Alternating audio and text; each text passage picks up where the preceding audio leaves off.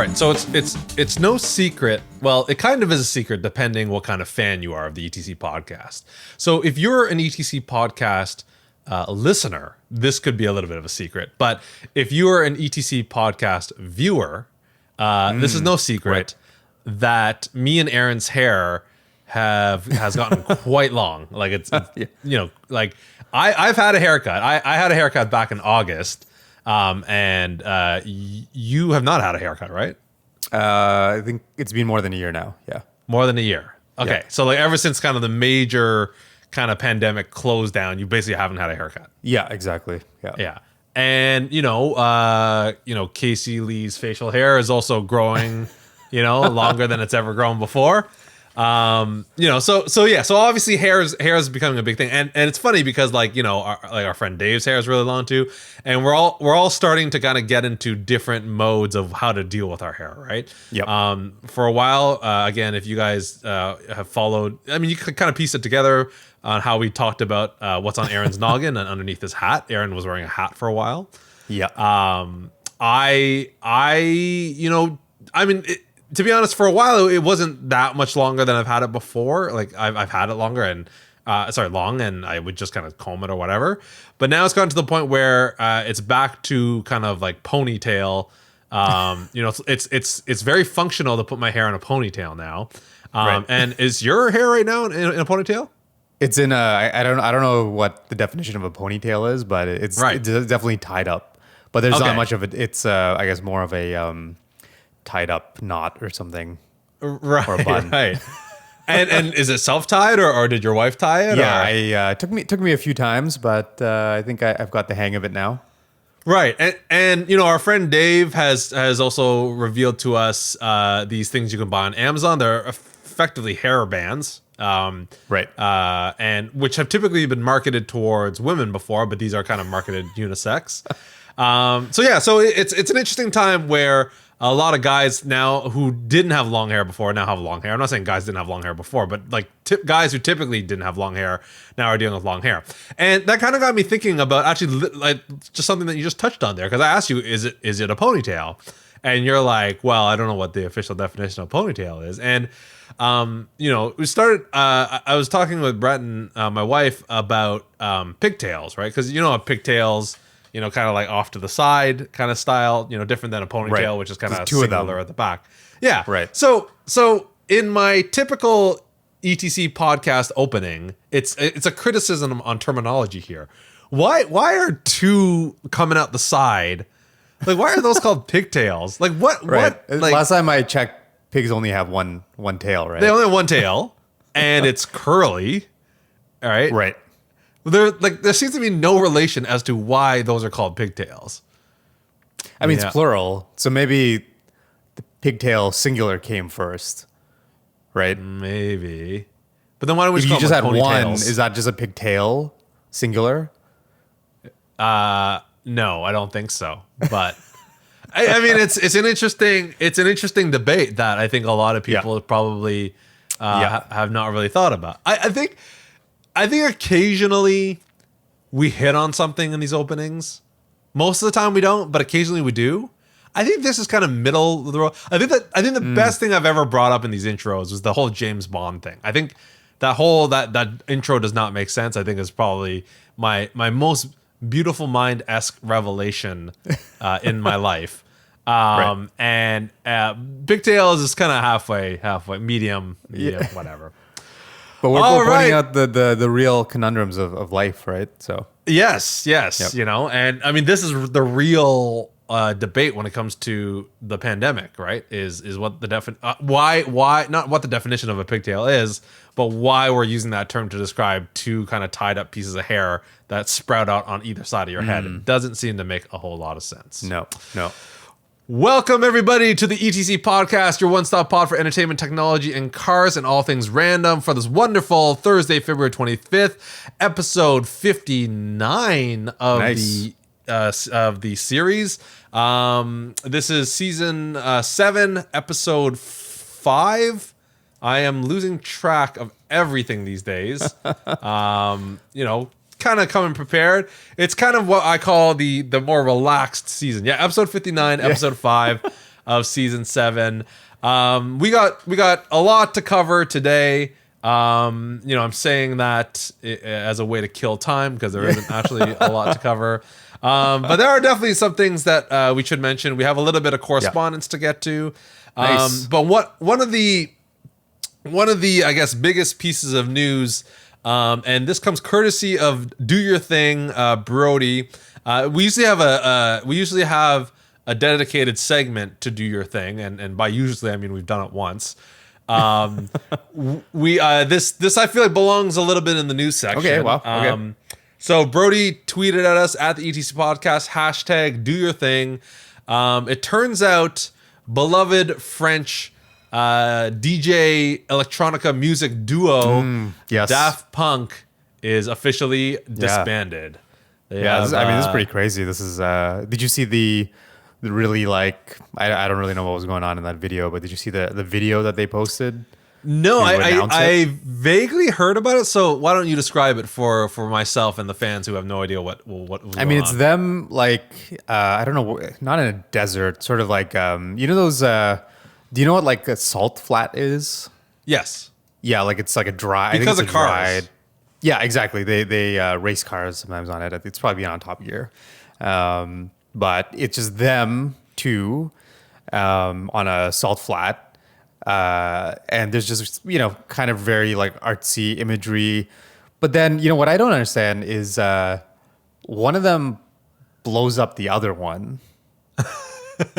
And then I thought that the other one would then blow themselves up, but that never happened. So right. That was kind of strange because it's like, okay, well, it's like one of them still doing it, That was my interpretation is like, if I were to watch this without any other context, I'm like, oh, cool. Like one person, it's only one person now. Not that. Like the one guy is going to go on as Daft Punk. Yeah. Daft Punk, but he's leaving this. He's blowing up the other guy. The other guy's gone. Yeah, exactly. But no, apparently they're.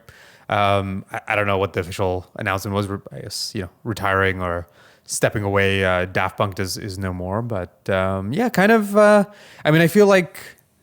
They've been, I don't know how long they've been around for, right? Like quite a while, right? I don't know when they first started. I mean, I have to imagine that they were on the scene quite a long time before they got really big and popular. And I think, to my knowledge, they got really big and popular when I was in high school. So that would have been late 90s. Yeah. And I believe the first track I ever heard from them was Around the World. I think that was their relative. I mean, that is a I don't know how far that was into their career, but that is definitely one of their popular songs. It's probably one of those things, right, where the world took notice of them, but realistically they've been doing it for like they had like 5 albums or something. Like that, right? Yeah. So it's kind of interesting. Yeah. It's kind of interesting. Like what was your history with Daft Punk? Were you a big fan at the beginning, in the middle? I'm curious what your experience with Daft Punk was. Yeah, I'm trying to. I mean, I definitely had a phase of like an electronic music phase. Yeah. And I think inevitably if you're getting into electronic music, like Daft Punk was a huge basis for a lot of that music, right? That came after. So I don't know when. I'm trying to think. I don't know exactly when I would have, but probably around high school. Like, what was that one song? Just Defunk, I think it's called. Oh yeah. Yeah, like, yeah. Bow, Oh right. Bow, bow, bow. Oh yeah. Was that? Wait, I'm mixing up two things now. What was the video with the dog? Do you remember that? The dog. Like it was like a dude, like a regular dude, like in a trench, like kind of like a detective kind of trench coat and a detective hat. Oh, and it was just like a regular dude walking around, presumably something like New York or something in the city. Right. And the whole video is just this guy walking around, but it's a dog. Like it's this sounds really familiar. With a totally regular it's voice. Defunk. I don't know. Yeah. I think that might be it actually. I totally yeah. That does sound familiar. So I think that's my first. I don't know what year that was, but that was kind of my first. You know what? That must have been the first thing that I saw from them actually too. Yeah. But no, it's kind of. I feel like they're one of those. Like I can't think of too many other groups that have made music for that long. Yeah. And to be honest, I feel like they just got better and better. Like because if you look at like the stuff they've done in the last little while. Like I love the Tron soundtrack. That was like one of my favorite Yes. like Yeah. soundtracks. The stuff they did with I think it was their last album was the one with like Pharrell and what are the big songs on that? I think that was their Was the song that they did with The Weeknd, was that on their album or was that on The Weeknd's album? that was on the Weeknd's album. Yeah. Okay. Yeah. So like here's the thing. Like here's my thing with Daft Punk, because like I'll be honest, I wasn't really that big a fan of Daft Punk. Like I think I kind of like I same thing with you. I kind of went through a kind of electronic kind of music phase, and at the time, I think like my favorite of the kind of popular like groups back then was like Crystal Method. Like I really like Crystal Method. Right. And then maybe a close second would have been like Chemical Brothers. Like I did really like Chemical Brothers. And like I feel like those guys kind of came out, and then Daft Punk started kind of getting popular. And Daft Punk, I think like it was one of these groups that I didn't hate the music. Like it wasn't one of these things where I was like, I hate these guys.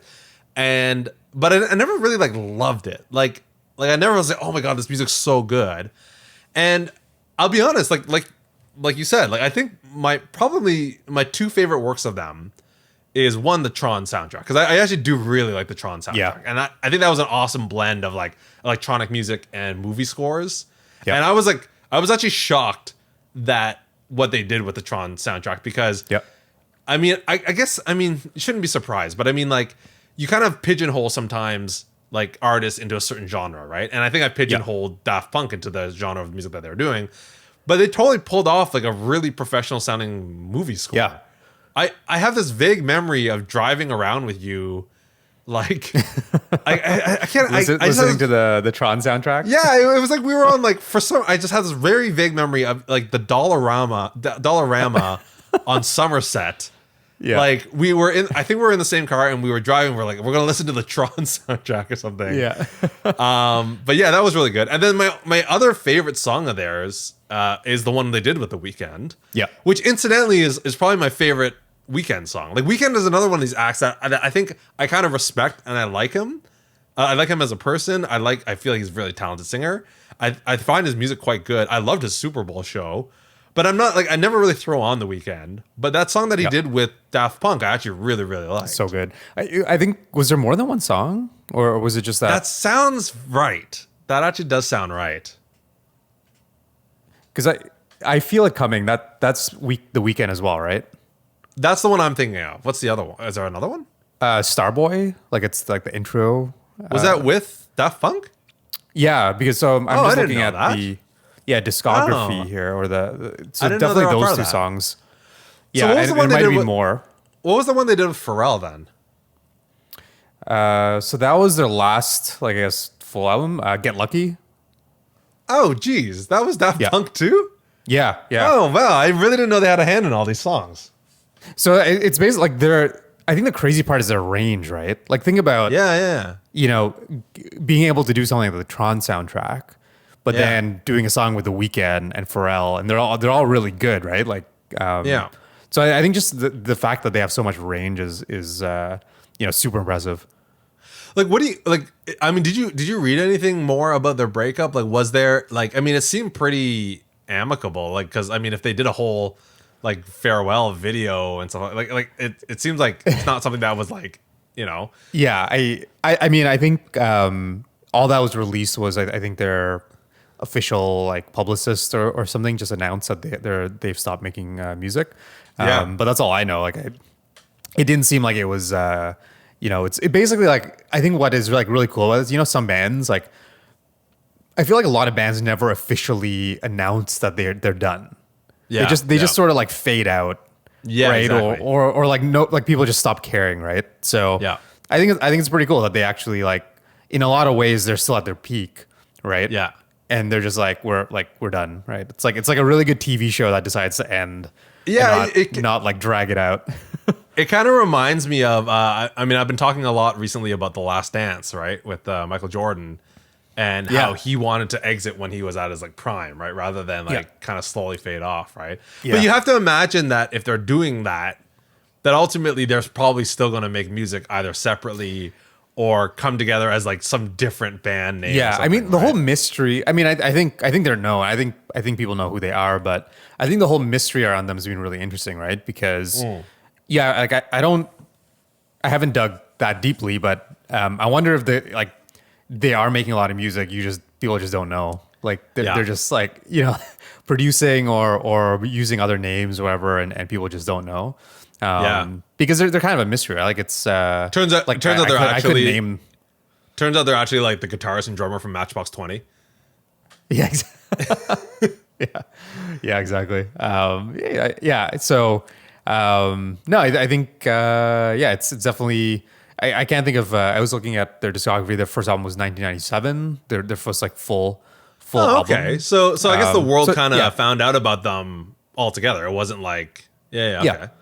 But you're right. Like they might have been making music under different names or Sure. Before that. But Yeah. No, it's well, if we had our music rights together, we'd play a Daft Punk song, but we don't do that. So Exactly. So big thanks to Brody for doing your thing and asking us to do our thing with the break of Daft Punk. That was definitely news to me. You guys are giving me my news now. This is how I'm finding out about things. So so definitely check. This is check how out we the Tron. shifted the show, basically. So definitely check out the Tron soundtrack. It's phenomenal. It's awesome, great. man. And I feel like that movie is kind of underrated. I actually really like that movie. Actually, I thought it was good. They didn't do a sequel, did they? no, they did not. They did not. But I think there was like rumors of a sequel. Yeah, I think they're probably planning to, but maybe the movie just didn't do as well as they'd hoped. I really liked it. I mean, Yeah. I think it had a really good, just had a really good like aesthetic and feel. Oh, yeah, it's crazy, right? yeah. Like it's like I wouldn't say the story is phenomenal, but I don't know, I really liked it. Yeah, I thought it looked awesome. It felt awesome. The soundtrack was great. I don't know. Yeah, people were really hard on that movie. Like people just like really like this is like so terrible. And it's like Was that the I don't know. consensus? Like it was just poorly reviewed? Was that the? I think it was pretty poorly Yeah? reviewed. I think people didn't like it. Now that being said, I mean the original '80s one was not that great. Like that original movie. Yeah, I don't know was why you'd pretty have boring. high expectations, right? Like it's like the source Yeah. content is pretty terrible, but yeah. Yeah, exactly. Yeah. But yeah, really cool movie. Just as a side recommendation, I've said this to you, but may I'll say it to our fans. The 13 of you that are listening.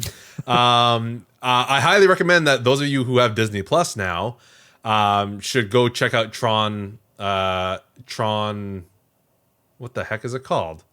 Oh, the animated series. Yeah. I can't remember what it's called. I haven't watched it yet. I don't know what it's called. It unfortunately only had one season and was canceled, like so it didn't get great, ratings, I guess. But it is a phenomenal looking cartoon.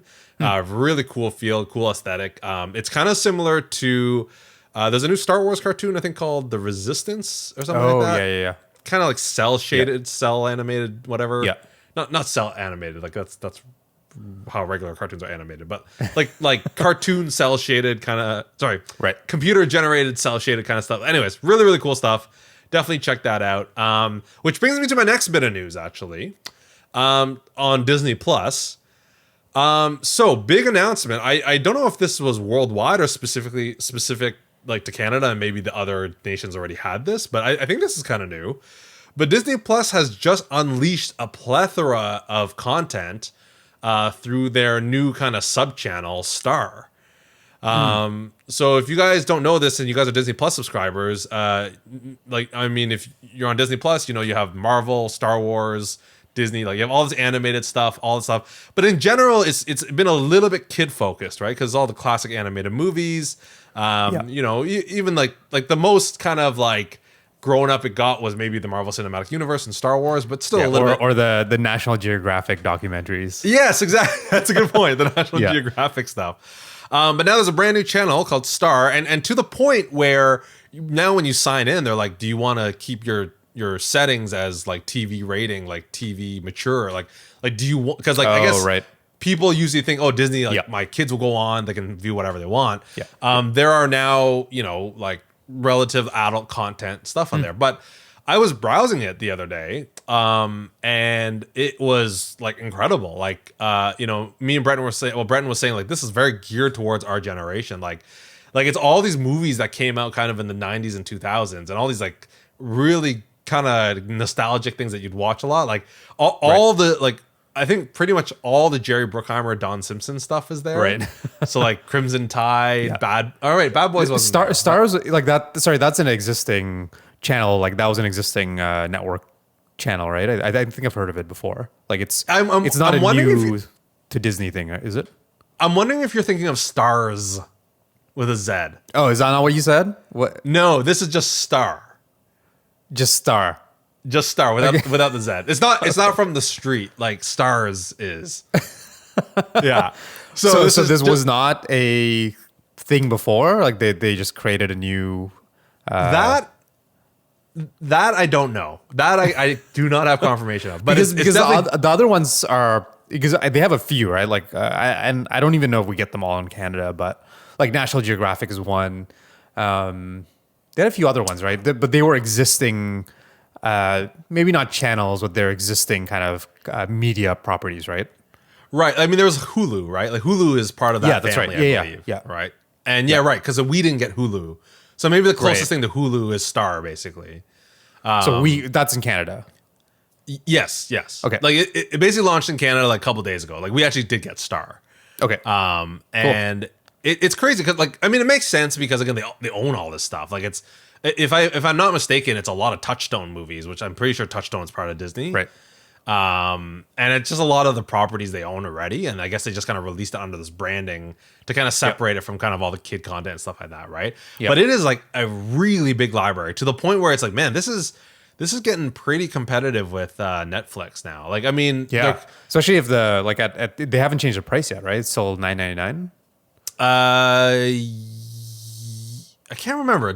One of them went up recently. I think this is the brilliance of like a monthly subscription model, right? Like yeah. I'm willing to bet that a lot of people could not tell you how much they pay anymore for these things. Right? Because it's just like, well, at some point you kind of knew, but then like I don't even remember what the last Netflix price increase was, right? But I know it's gone up. Yeah. But I don't know, but like it's just very easy not to notice it, right, on your bill every month. Like it just so true. Yeah. Like I'm pretty sure Disney Plus went up like over December, and you and I don't know. Yeah, exactly. But it was $9.99 at some point, right? Like I think that's what it started at. Was it even that? I can't even rember. Was it $9.99 in Canada? Yeah, because I remember like wow, this is like, and I expected that just to be a introductory price, but I mean it's definitely competitive, right? I think, but again, I think the thing is like the great kind of benefit here, like in kind of the age we're living in, is both Netflix and Disney are expanding their libraries, and there's like no overlap, right? Yeah.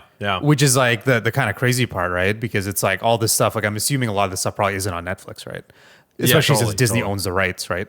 So it's kind of crazy that you could kind of compare, but like it's almost like you're like basically everything's just getting you're just getting more content, and again it means that you might have to pay for multiple services if you just want to get the whole breadth of content. But I think we're still pretty far away from like cable used to cost like $100 plus a month, right? Like for totally full packages, and so no, it's crazy. And like actually a couple things I want to note on that is the entire Family Guy, entire American Dad, entire Cleveland Show, entire Futurama, entire Bob's Burgers, all 5 of those series are entirely on Star, which is crazy.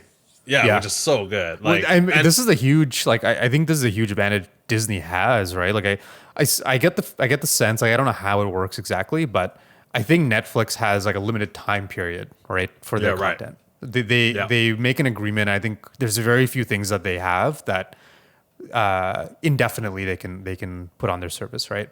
But I have to imagine Disney, they own it pretty much. So I think anything that's on Disney will indefinitely be on there, right? Yeah, which is awesome. That's so crazy. Which was the original dream. That's I think when Netflix first started, right? That's what I found that the coolest thing about it is like, oh, there's all going to be all these things on there, and basically like it's going to be your library, right? Like whatever you want to watch. But I found over time that's been the kind of Achilles heel of Netflix is I think it seems like the licensing is shorter and shorter in terms of Yeah.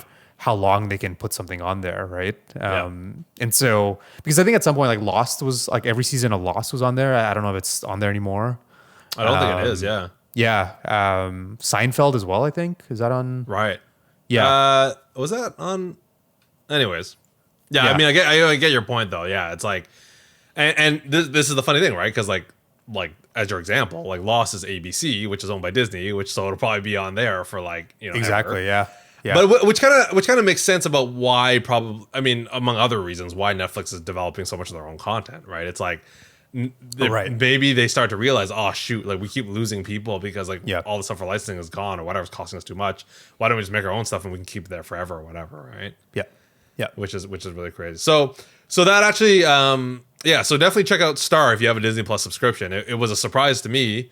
Breton wanted me to give a shout out to some of the she follows. This is a influencer named Sarah Powell. She from England, so she tweeted about it, and then everyone's like, "Hey, what is this?" Oh. And then we went on that night, and we're like, "What the heck?" It's like all these movies, like it's just like so many of them. And Yeah. again, all like all the series that I mentioned, like again, entirety of Futurama, American Dad, like all this stuff, like which by the way was really like, American Dad in particular was really hard to find anywhere else. So it's like it's just so crazy. Yeah. And then again, all That's my from favorite. that's from like Fox, isn't it? Like that. Yeah, that basically content? all the Fox cartoons, every Yeah. one of them except for King of the Hill. Like you can think of Yeah. all the like. Not to mention that already they had the entire Simpsons collection there, right? Which was really crazy. Yeah. Just check it out, guys. Just so many. Like I guarantee you browse that movie collection, you'd be like, oh my god, yeah, that movie. Oh, that movie. Oh, like it's just like all these like really nostalgic movies from the '90s and 2000s, which is really cool. So which leads me then to this is all really cascading nicely. So a couple of announcements from Disney Plus. So we've talked about WandaVision and how good WandaVision is. So WandaVision is ending next week, and then the Friday after that, they're going to have a making of WandaVision. And then the Friday after that is going to be Falcon and Winter Soldier. So that's going to start. And if I'm not mistaken, that's probably going to run until June 11th because they've just announced that Loki is starting June 11th. So this is just like, so like, I can't think, like, these guys are just so effing brilliant. They're the whole marketing strategy. I mean, there's the whole story of Disney over the last, I don't know how many years, but like it's crazy, right? Like, because again, not that long ago, I want to say, I guess 90s, right? Like when basically what was the era before the like current era? I would say it's like probably the 90s, right? Like pre-Marvel, like Pixar, right? It's Like crazy last time, like, how Disney was in its heyday, basically.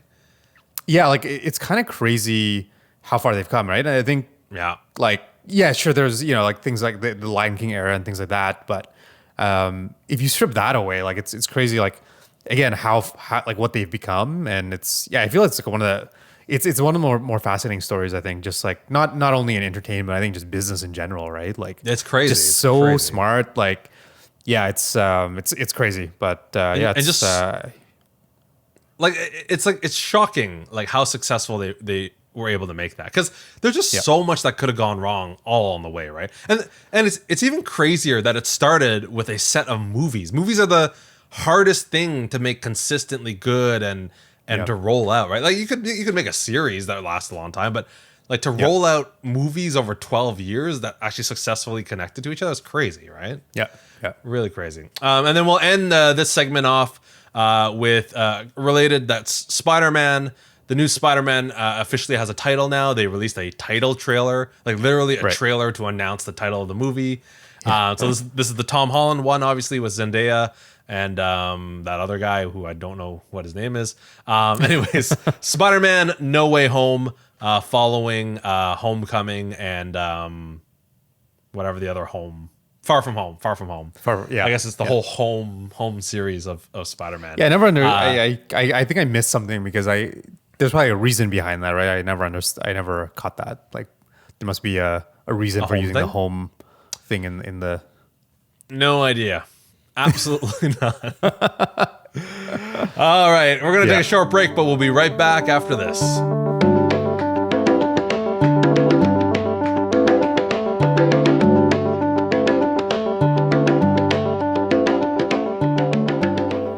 And we are back on episode 59 of the ETC podcast. Be sure to email us at podcast.etc@gmail.com. Want to give a little shout out to our longtime and avid listener, Andrea. She did leave us a nice comment on our YouTube channel saying, if I was organized, I would know what she said. Something along the lines of, cool, thanks for the info, guys. Oh, man. Oh, here we go. Cool info, guys. Keep doing your thing. Nice. Winky. That was just on our like full episode. I actually are we still doing like shorter clips? Like I don't know. We are not. Our And when I say editor is I mean you, because I think you handle that. yeah, so. our editor is getting a little lazy these days, taking a bit more time to himself. No, this was on the entire episode 56 Nice. that she's watching. So thanks, Andrea. We always appreciate the engagement. But we don't have that much time to go through correspondence today because we are bringing back a segment that we haven't heard for in at least an episode or two. What is on Aaron's noggin? Did we not? What happened last episode? I don't know. I think we just did our thing and then we just we not? talked. Yeah, I don't know. It's all a mess. Yeah, I mean, I don't know if it's gonna come back this episode or not. I have a few kind of like things to talk about, but yeah, maybe the first thing I will mention though is I feel like, and again because we do our planning announcements like live, I feel like we should actually commit to or announce when we're doing our I don't know what term we're using, our sustainability or climate or environment episode. I call it our E squared. Yes, that. Yeah, it's e to the power 2. Yes, which is E by E. Yeah. And in some math, you don't put an X, you just put a dot. And in some math, you don't even put a dot, you just put them right beside each other. So it's E and E. Yeah. So we go from E squared to EE, which stands for Earth episode, which maybe it should be E cubed. It'd be ETC Earth episode. Right. All Exactly. Right, E3. No one's ever used that before. We're gonna call it I'm E3. pretty sure E3 is a taken name for a really large video game event. But yeah, let's go with that. Yeah. So I don't know if we want to set like a what episode we're gonna do it, but yeah, I think as we mentioned before, this was something our friend Deanna had suggested, and we said we were going to do it at some point.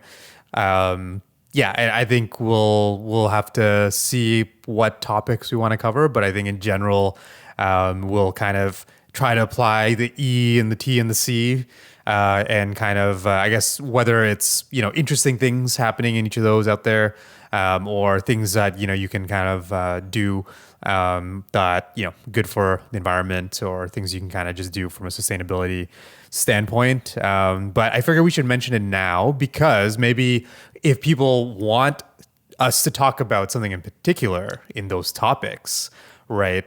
Because again, we need people to tell us what to talk about. Yeah, write in, and I guess we haven't done our correspondence section, but please write into us with all the usual methods, and yeah, that is coming soon to a ETC podcast. I am blown away right now, Aaron. I have never seen you take so much initiative in this podcast and take so much ownership and organization. I love it. Yeah. Yeah, that's the extent of it. That's it ends there. But no, I mean, I think yeah.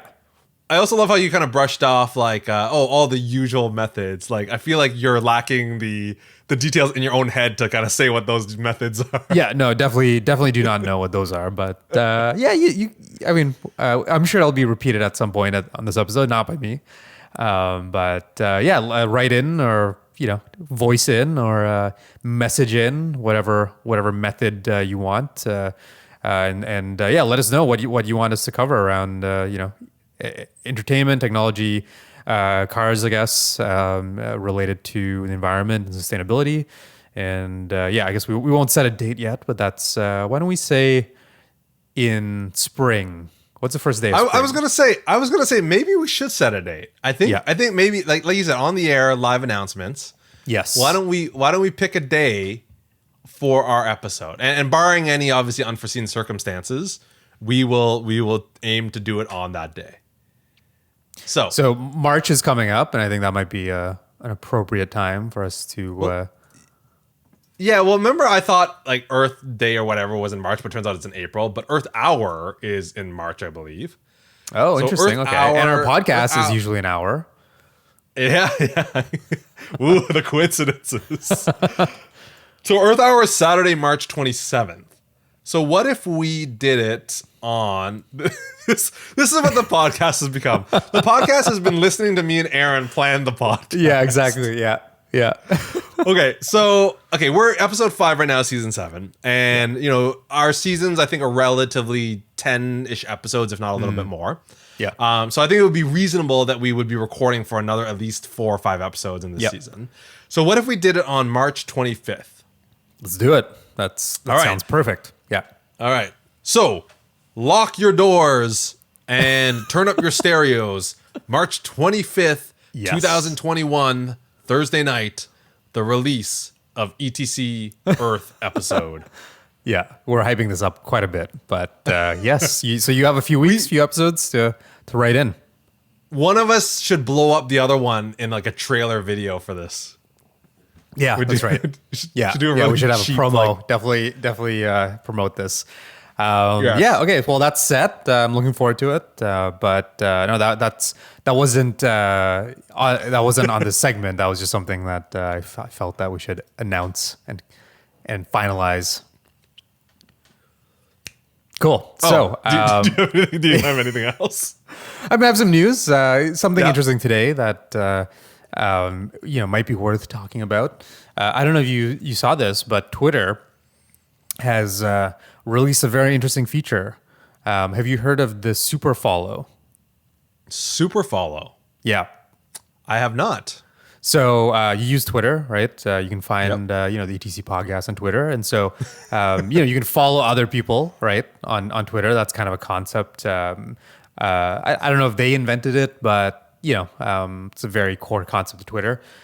Today they announced basically their first foray into any sort of I think paid content or paid features, but basically this thing called the super follow. And so Okay. I don't think anyone can do this. There might be some limitations. You know how there's verified accounts and things like that, right? Yeah. So maybe it's limited to verified accounts or certain accounts, but basically you can say as someone on Twitter that you have certain content that only your super followers get access to. And Okay. so I don't know if this is the extent of it, but a few things here. One, the people that are super followers will get their own badge to say they're a super follower of you. There's subscriber only kind of newsletters, exclusive content, deals and discounts, which is interesting. But I guess that could make sense because let's say you're a super follower of a business, right? Yeah. I could see that kind of working. And then a few other things like community access. I guess there's groups and stuff that you might get access to. But yeah, it's really interesting. I don't know if there's a set price. The example they showed was $4.99 a month to be a super follower for an example account. But it's really interesting. I think it's Twitter's always been kind of a weird social network, right? In that, I feel like there's a lot of value that people get from it, but it's almost like kind of I think they've struggled to figure out what's a business here, right? And they have ads. Yeah. Yeah, I was going to ask you, I've heard, but I mean, this is years ago that Twitter was struggling to make money and be profitable. Are they still kind of in that right now, or? I mean, things are definitely improved. Again, their ad strategy has been fairly successful. I'm sure you've seen ads on Twitter, right? Yeah. They've had a bunch of interesting I don't know how much they charge, but have you seen any of these things where certain tweets or certain days, whatever, if you like it, there's a cool animation. So I think NASA actually had something. I don't know if it was for a launch or some sort of day, maybe the anniversary of the moon landing, or I'm not sure. But when you hit the the heart, there would be animation of a rocket or something. And so it's sort of giving special depending on what whoever is putting up that tweet, giving some sort of special kind of experience. So they've been doing okay, but again, it's probably one of the biggest social networks out there, and definitely a lot different than Facebook that has like tons of ways they make money, right? So yeah, this is really interesting. I think they just launched it, so I think it's just in very early beta right now. But I think one thing that is unique here is that this is the first thing I can think of in terms of social network where you as the user, you're paying directly to access different content, right? Because a lot of social networks, like Facebook, Snapchat, I assume, like, I don't think like there's things you might buy on those platforms, right, or indirectly buy. I can't think of another example where, like, in this case, you're kind of paying Twitter, right? Like Twitter's kind of facilitating this access, and there's not really anything different other than the content you get through Twitter from these people you're super following is exclusive, right? So it is interesting. I think like one thing that I was gonna say though, I feel like there are a couple platforms that do kind of offer that, right? Like so YouTube, I believe has that. They have like I know you don't get ads and you can like watch things offline, I believe. That's YouTube Premium, but you can subscribe to like specific channels. Oh, interesting. Yeah. I didn't know that. Sorry, not subscribe. Subscribe's the wrong word, but like there is a way to pay specific channels to get early access and stuff like that to like videos and stuff like that. Yeah. And then I know there's something called like OnlyFans or something like that. Like so that is but that's paid only, I think, right? Like that's basically it's less of a social network. Like I think the difference like YouTube, I mean, it's interesting. Would you consider YouTube a social network? Yeah, maybe not. Like there's true. elements of it for sure, right? Yeah. But yeah, I think some of these like YouTube, OnlyFans, things like they're the primary. It's primarily media consumption, and then like with OnlyFans, I don't even know if there's a free thing there. Like it's all paid content. So yeah, I mean, I think this is interesting. I think like one thing that again, I don't use Facebook like really anymore. Like Twitter, I would say I use Twitter, but like not really. Like I use it mostly to consume content. Like I'm not active. In networking. Like if it's actually a social network, I feel like I'm kind of missing the networking piece. Because I'm just consuming information. And I think like maybe maybe we're just older now, right? And we're just not that's not something that is something appealing to us. But I feel like there's a gap here to have a social network that is like a little bit less about being completely free and open, right? And just having all this content dumped at you and all this advertising dumped on you. And being more selective, right? About, hey, this is what I want, and maybe even willing to pay for it, to avoid again ads and things you're not interested in, and the privacy risk and everything like that. So this is interesting. I'm curious, like if this picks up, like I wonder where that's going to end up, right? Because I could see a future potentially where maybe you can basically opt into like a more paid experience on Twitter, and that way you don't get all the advertising, you don't get all like the noise and the spam and everything. So yeah, it's going to be interesting to see where they kind of go with this, but it's a pretty big shift. Like I think this is like one of the more major shifts I've seen from Twitter, because up to now it's all been just sort of like, they've had their base kind of product and network, and they've tried out some advertising. But this is the first really big change in their kind of like model, I think, since they've started. So this is actually where I have a question for you then, because I think so you're kind of talking about the interesting aspect of having a social network that's a little bit free but also kind of paid premium stuff. Just the kind of the overall concept is kind of interesting, and what it kind of spells out for future like social networks is kind of interesting. I'm curious though your opinion about specifically Twitter being the people to do this. Like what are your thoughts on Twitter adding this to what Twitter is? Yeah, I mean, when it comes down to it, I think the big problem with Facebook is I think where they've landed. and to some extent, a lot of companies, once they get to a certain size, right, is whenever like then their incentives to be successful conflict with your experience as a user, right? Because again, like the best decision for Facebook, let's say hypothetically from a business perspective, might be to target you and surface ads, right, that they make money off of. But that might not be in your best interest, right? So that's always the problem with, I think, any of these social networks, right? Where at some point their interests conflict with your interests, right? So I think it's still to be determined whether that's going to be the case with Twitter. I mean, I would say there probably isn't anything different, right? Because again, if they're going to be making money off advertising, like they already are, then that might come into conflict, right, with what you want to consume and how you want to use it, right? Because that's kind of out of your control. And again, it's sort of like when you're not paying for something, well, like, you know, you pay for it in other ways, right? So I think, you know, I would say they're not like I would assume that they're going to run into the same problems long term as, you know, maybe Facebook and things like that. But I think this comes down to like, again, if this becomes very successful, if this model becomes very successful, then maybe they don't have to rely as much on that other model, right? For the business. And then maybe, you know, that doesn't compromise your experience as much as like on Facebook or something, right?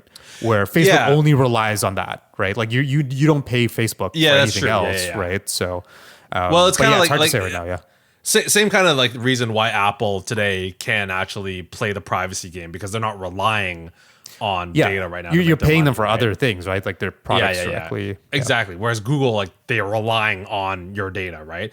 And it is kind of interesting because I actually think I have the same opinion. Whereas basically, like I will say, like when you first said this, I was like, this kind of, I don't like it, because I don't like the fact.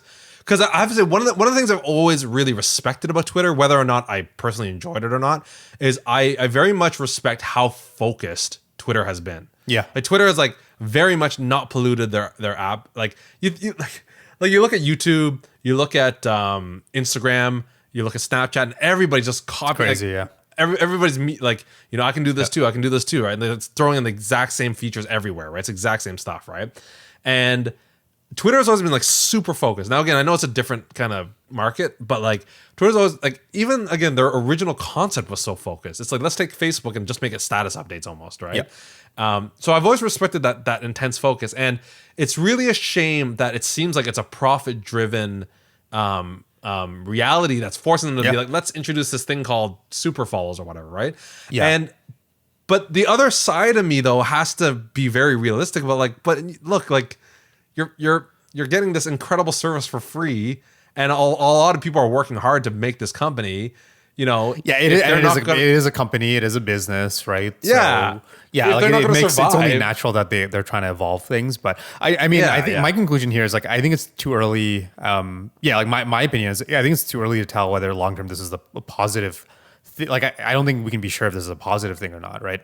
I think all we can be sure of is like, this is a pretty significant shift. And again, I think it's really moving away from, like you're saying, right? I think Twitter had for a very long time, a very core kind of offering, and almost too long from a business perspective, but that was kind of nice from a user perspective, right? So I think now it's starting to change, right? And whether that's good or bad, I'm not sure. Like I think time will kind of tell, but this is a pretty big change for them, and so we'll either look back at it as like, this was the start of like a pretty huge thing for like change for the positive, and they're going to do a whole bunch of stuff after this, or it could have been a turn in the wrong direction, right? And maybe they will never really figure out how to expand beyond their core value proposition, right? Because again, for every step forward that you make with these things, you might be, for a lot of your users, like it might seem like a step backwards, right? Because totally. The negative here could be, let's say someone you follow on Twitter that you really like and you love their content. If suddenly they start charging for that, right? Yeah, that could be a worse experience for you if you don't pay for it, right? Yep. Because now you're like, oh well, like nothing changed other than if I want the same content, I have to pay now, right? Yeah. So that's one way to look at it. But the other way to look at it is like what you said. Well, like nothing in the world is free. So what's the value exchange there, right? So maybe before you were actually getting way more value than what you're paying for, which was $0, right? Basically. Yeah. So maybe this is just getting closer to actually, you trading, like money, I guess, to get what it's worth, right? So, Well, yeah. Well, I think the problem, is just that like I feel like what the tech world has done is they have done two things that are actually, I think, kind of not great for society. I think the first thing that they've done is they've put in so much effort to give away stuff for free. It's like technology is so accessible. It's so easy to spin up a server, so easy to do this, whatever. Like so many people just like build stuff for free, throw it out for free, give it all out for free. And there's so many investors now say like, I will give you $2 million to go build something and give it to the world for free for 10 years. Right. And like the entire ecosystem and industry is like, let's just give away stuff for free because that's what we're doing. And it's a vicious cycle of now users expect things for free, right? Like Mac did it. They're like, we're going to give our operating system away for free now. We're going to give away all this stuff for free and all this stuff away for free. Yeah. So I think the first thing that they've done that's not so great for society is they created this vicious cycle where now we're really greedy as users, right? We're really greedy to be like, oh yeah, like I gotta pay for this. This is weird, right? Like I had the reaction when I used Hello. Was it Hello? What was that? What was that new email thing? Oh, Hey. Hey, yeah, sorry. Yep. Hey. The first time I used Hey, I was like, oh, this is great. Oh wait, I gotta pay for it. Screw this. This is like stupid, right? Yeah. So very, very greedy. So I think that's the first bad thing that the tech industry has done to the world. They've made us greedy, basically. And then the worst part about it, though, is the second thing, which the second thing I think that the tech industry has done that's really bad for society is their solution to it. So their solution to making money is then doing this whole, we talked about the documentary, whatchamacallit, that Netflix documentary, social, whatever. Social Dilemma. Yeah. Social Dilemma, right? Yeah, it's like our solution is to like surreptitiously grab people's data and sell the data and rope people in and without them knowing, right? Without you knowing that you're paying for it, right? Yeah. And like those two things are pretty not good thing, for society. Like I'm totally for it. I'm totally in it. I'm like, I want everything for free, and I'm like, here's all my data. I don't care. Like take it all, right? Because I want stuff for free now, which is again just not like it just seems to not be a good thing. So yeah, and so again, it's a good point, and again, I don't really have a conclusion here whether it's good or bad. I think all we can say it's like a really big shift for Twitter. I mean, I can see I can definitely see this being very positive for these kind of like influencers and content creators, right?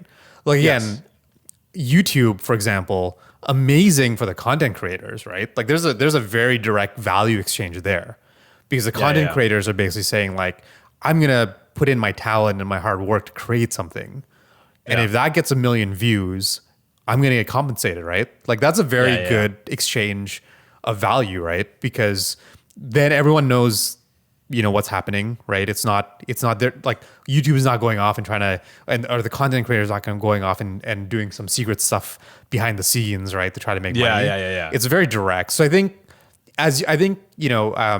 there's a lot more uncertainty here over like, is this good or bad for the users, the consumers? But I mean, this is definitely, I think, a positive for the content creators out there, or the people like with celebrities out there and things like that, right? Because again, it's the same thing as like, you wouldn't expect if you go to see a concert, right? Yeah. Like the reason you go to a concert because you're enjoying it, it's entertainment, you're seeing someone that's talented, right? And not everyone can do that, right? There's a reason that they're the ones on stage. And it'd be really weird if it was like, yeah, you don't have to pay for this. We might, when you're walking in, we might throw a bunch of weird ads and stuff, right? Yeah. That'd be the kind of the equivalent, right? Basically of like what YouTube is for the user, right?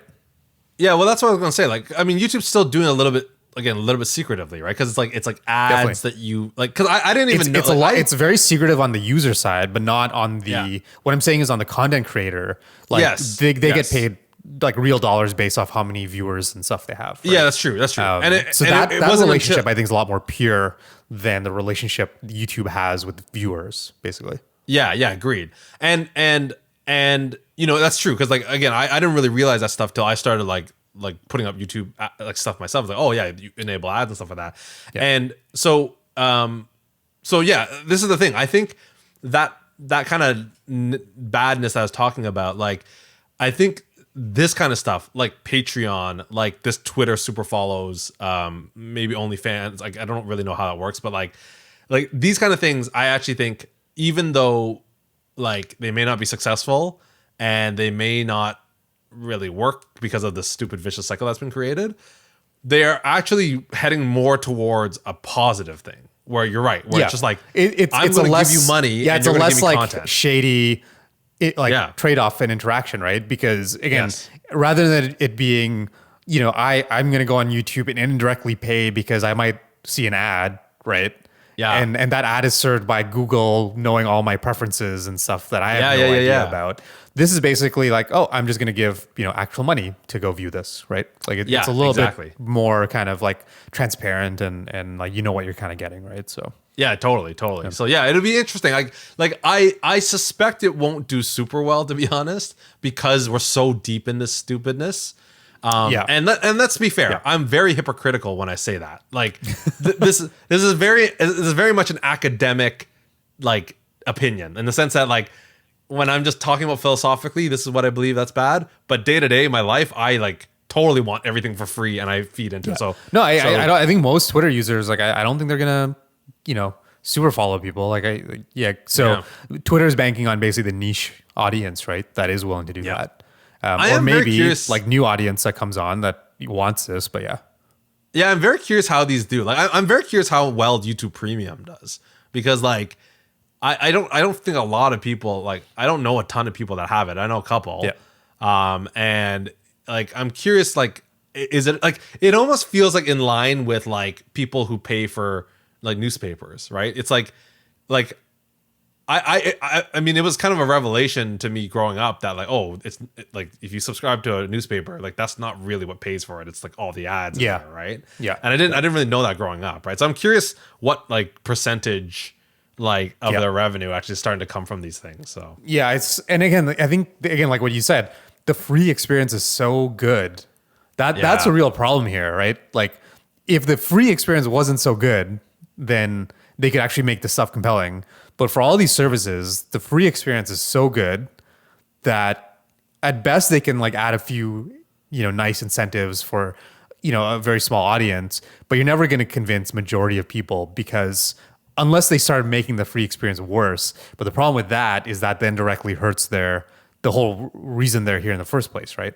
Because they offer such a good free experience, right? So yeah, I think that's a really tricky spot. Like I'm with you. Like I think any of these networks that their default experience is free, I don't think they're ever going to get to any significant point where the paid stuff is like, taking over. But we'll kind of see.